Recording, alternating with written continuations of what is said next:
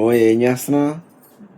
నేనా పెళ్ళికి వెళ్తున్నాను కదా, పిల్లల బట్టలు నా బట్టలు అన్నీ ఆర్గనైజింగ్ ఉన్నాయా లేవా అని చూసేసుకుంటున్నాను.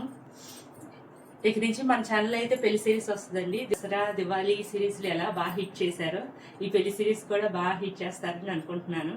మీకు కూడా బాగా నచ్చుతుందని అనుకుంటున్నాను ఈ పెళ్లి సిరీస్ కూడా. సో ఇప్పుడైతే నా ప్యాకేజింగ్ అయితే ఇలా రెడీ చేసేసుకుంటున్నాను. అయితే మా పిల్లలు పెళ్లికి వేసుకునేవి ఈ బట్టలన్నీ ఇవి ముందే సర్దేసుకున్నాను. అండ్ శారీ కూడా ప్రీఫిట్టింగ్ చేసేసుకున్నానండి. ఎందుకంటే నేను ఇద్దరు ఆడపిల్లలను రెడీ చేసి నేను రెడీ అవ్వాలంటే టైం సరిపోదని ముందు ప్రీఫిట్టింగ్ కూడా తయారు చేసేసుకున్నాను మొత్తం. ఇవన్నీ హెయిర్ యాక్సరీస్ వడ్లానం అన్నీ రెడీ చేసేసుకున్నాను ముందే అనుకుంటున్నాను. ఇప్పుడైతే నా అన్నీ రెడీగా ఉన్నాయి. పిల్లలవి నావి ఇంకా మా హస్బెండ్ ప్యాకింగ్ చేయాలి. తక్కువ స్పేస్లో ఎక్కువ బట్టలు పట్టాలంటే ఇలా ట్రై చేయండి.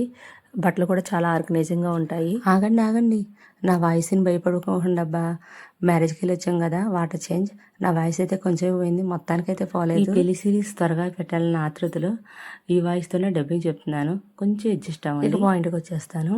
ఈ కాలంలో పెళ్లికి వెళ్ళాలంటే haldi outfit, mehndi outfit, sangeet outfit and marriage outfit, reception outfit, అవే కాకుండా జ్యువెలరీ కూడా ఇవన్నీ మనం రెడీ చేసుకుని పెళ్లికి వెళ్ళాలంటే పుణ్యకాలం కాస్త పాపకాలం అయ్యేటట్టు. మీకు కూడా అలాగే అనిపిస్తుందా? అయితే నాకు కింద కామెంట్ చేయండి. మా ఆంధ్రాలో వైశ్యస్ పెళ్లి ఎలా జరిగిద్ది అనేది మీరు నెక్స్ట్ వీడియో చూసి తెలుసుకోండి. మీకు నా వీడియో నచ్చినట్లయితే నా ఛానల్ సబ్స్క్రైబ్ చేసుకుని నా వీడియోకి ఒక్క లైక్ చేయండి ఫ్రెండ్స్. బాయ్.